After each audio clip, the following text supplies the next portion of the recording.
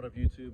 I'm back home for another weekend, so y'all know what that means. We can get a bunch done on the crew cab International. Got the Cummins behind me here. Got my toolbox. Got a motor in the bed. There's a story that I need to tell y'all on the motor for the International. But I got a whole bunch of stuff to do this weekend. I'll just kind of give y'all a little run around here real quick of everything we're gonna do, and then we'll get into some work on the International. So as y'all remember, last video we had finished up the motor mounts, and I'll show y'all a little shot of them here. Pick this hood up. That's them. Pretty much the same idea as second gen Dodge motor mounts. The motor just kind of sits down into those slots, and then you know, it can't move forward or backwards, it can't move side to side, but it's isolated on its little bushings that sit down in those slots.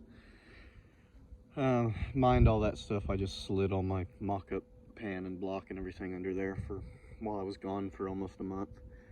But they're pretty much done. This one, I'm gonna have to heat it up. As you can see, I had to bend it a little.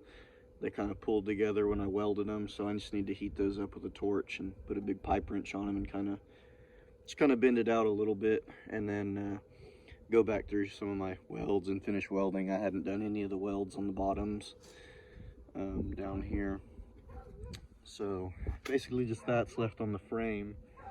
And then y'all remember I had a motor sitting over here, and it was the owner of that truck had dropped this motor off when he dropped the truck off, and it was a P-pump 12 valve. It was supposed to be a good running motor and everything.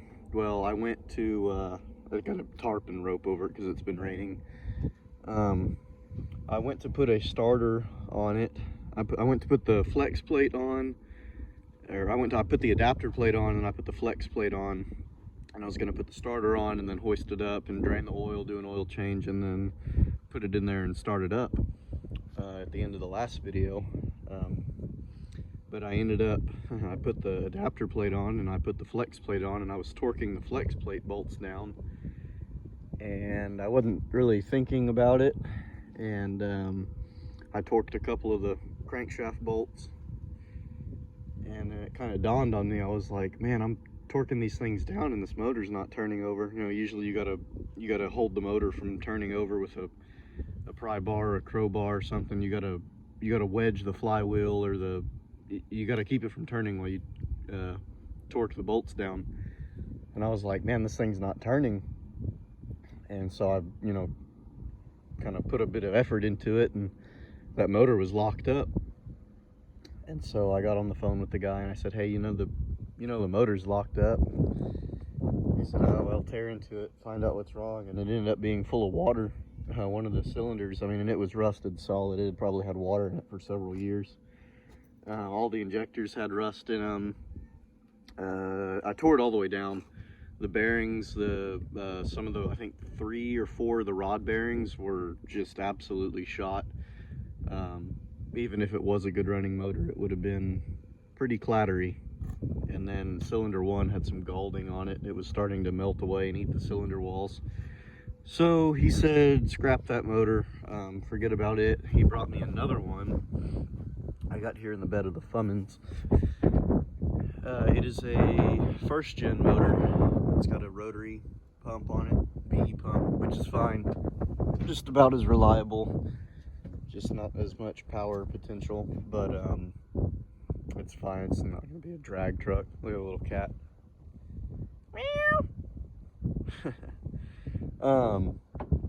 But yeah, so we're gonna get this pulled out of the bed of the Cummins, get the toolbox unloaded, got the tractor over there, and basically all I'll probably do this weekend on the International,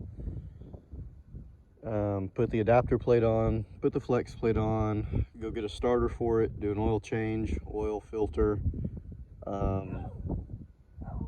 set it in there and fire it up, get it running.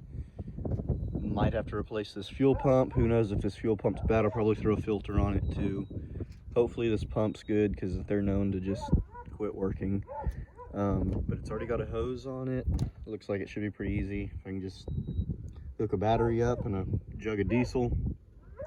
I just want to have it in there and running this weekend, and then I'll probably pick the front of it up with the tractor and set it on jack stands several feet off the ground, and I'm going to get under there and do all the welding on the bottom of my motor mounts. So that's that for the International. New motor, different motor. And then also I have, you may have heard the name before, my buddy Noah Shaw. On social media, he's Ford 6.0. He's got his race truck here, little second gen shorty. It is a P-pump 12 valve, I think. I got to do a water pump on it. Just go through it, clean some stuff up. I think for now it's just a water pump, and he wants me to weld in the passenger seat bracket. But that's it. Just put a new turbo on. I think it's about a 472. I don't know. He'll correct me if I'm wrong on the video. 472. It didn't have a down pipe because I think he's going to hood stack it. But yeah, gotta get this thing rolling. What else this weekend? Oh, tires. Got the car hauler out there. I got a brand new set of tires for the car hauler I need to put on. 6 brand new tires. That was $1,000 right there. So I'm gonna go get those put on the car hauler probably tonight, because tomorrow I have to hook up to the Cummins with the car hauler and go and get my Dodge. The old gray second gen, she's done. Just got the axles rebuilt in it. That was another $2,300. So a lot of things going on around here. Dodge will be coming back. All brand new driveline, drivetrain, running gear, all that good stuff. New tires on the car hauler. The International's gonna have a running motor in it. Noah's truck will quit overheating because the water pump shot. That's about it. I'm gonna just kind of jump into this right now and get all the stuff unloaded and let y'all hear it run. All right, so I just got back from town, made a little parts run. I got a starter, fuel filter, oil and oil filter. I bolted the adapter plate on and the flex plate in the starter. I've put the fuel filter on. Get out of here, cat. A tip for anyone: if you have a 5.9 liter Cummins and your starter goes out, don't buy a 5.9 starter. Get a 6.7 starter from a 2008 and up Dodge. It's a bolt-on upgrade. They fit right on. The only difference is the clip for the exciter wire. It's different, so you just have to kind of figure that out. You can put a little spade connector in there. You can get the harness off a 6.7 and splice it to your Dodge, your older 5.9 harness, and have it clip on there. But the starter itself, that's the only difference, is the exciter plug. But the starter itself off 6.7 is way better. Bolt-on upgrade. It doesn't interfere with anything on any model year. It sounds like a 6.7 cranking over. Sounds a little cooler. They don't go out as frequently. They're a way better starter. So he needed one, so of course we're going to spend the money on a starter anyway. Went with a 6.7 starter, it should never go out. So next I'm going to get my engine hoist over here and pick it up, drain the oil out if there's any in it. Hopefully there's not 4 gallons of water in it like there was that motor. I did turn the motor over by hand. As soon as I bolted the flex plate on, I could spin the motor over by hand. So at least it's not locked up like the other one was. But yeah, I'm gonna hoist it up now, drain the oil, put a filter on it, and then we'll get a bucket of diesel. Probably gonna fire it up on my hoist. I don't know, it's just got a seat belt. I think it's a seat belt. I don't know, if it's kind of sketchy, I might set it in the frame and start it. But if it doesn't seem sketchy hanging from my hoist, I'll try and fire it up on the hoist get the fuel system primed, get a battery on it, some cables, and hopefully it runs good. So we'll see how it goes. All right, guys, so I got the starter on, the fuel filter, changed the oil, obviously oil filter, and I was cranking on it. Well, actually I wasn't even cranking on it yet. I put these new battery terminals on, not new, but they came out of my scrap pile. They were from a truck I parted out or something. Good terminals. Got my battery out of the Cummins over there, and I was trying to get the fuel system bled, and it's got this pump on it. This is a new one. The old one I already kind of threw it away. So I had to run back into town and get this pump. And I got a gallon of diesel or a bucket of diesel over here. Fuel shut off solenoid wiring, and plug it in. Got my snap-on starter bypass thing, and it fires right up.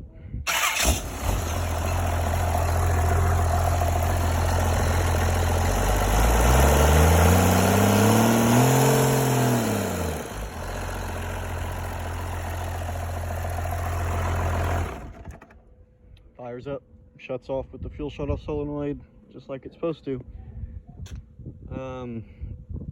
I assume it's making oil pressure. It's got fresh oil. I don't have a mechanical test gauge to put on it, but there's nothing else wrong other than the fuel system.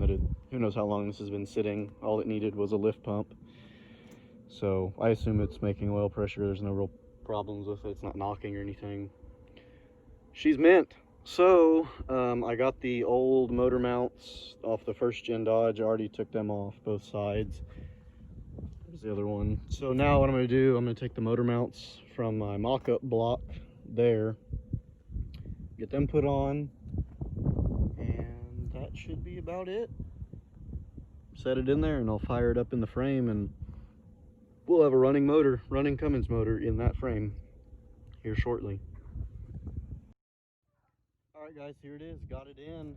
It's a big difference between that mock-up block and a whole dressed motor. Very tight fit, especially up here. The number 6 valve cover and the windshield wiper motor. I had to take this valve cover off, and I had to take this loose. Didn't come out. It's got some kind of linkage under the cowl that attaches it. I had to take number 6 off. I had to take this loose. Got it in there, and then I had to take number 5 valve cover off to slide the number 6 valve cover back in, then put number 5 back on. But I got them in, nothing hits, slid down into the motor mounts. The only thing I had to do was cut off this air conditioner compressor, AC compressor bracket off the first gen motor mount, because it had a big leg that stuck out that way. This truck didn't have AC anyway, but I think if we swapped out that whole accessory bracket for one off a second gen, I think an air conditioning pump might fit down in there, just barely. This doesn't rub. It's just kind of sitting there right now, but it's not making contact, so the motor will get tilted back a little bit more. The only thing it's currently hitting on is the vacuum pump and the steering gearbox. But I think, because y'all remember this is going on a 3rd gen Dodge axle and suspension, I think I'm going to end up taking this gearbox off and rotating it down, so that shouldn't be in the way. If it is, we'll take that vacuum pump off and go to a 2nd gen vacuum pump, kind of modify the throttle linkage, because it kicks down there in the oil pressure sensor, which we're not going to use because that's Dodge Cummins. We're going to use the international oil pressure sensor. So if this is an issue, we'll just change out vacuum pumps and kind of relocate all that down there. No big deal. Starter clears, adapter plate, everything. Looks like there's plenty of room for the trans to slide up in there. And it definitely does run.